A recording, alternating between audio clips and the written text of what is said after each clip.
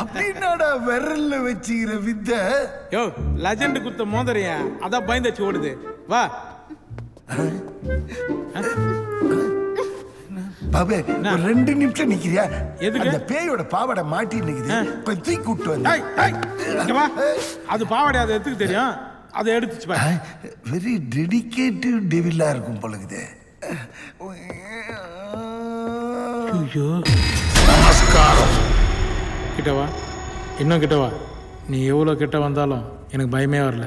Retirement ஆயிடு.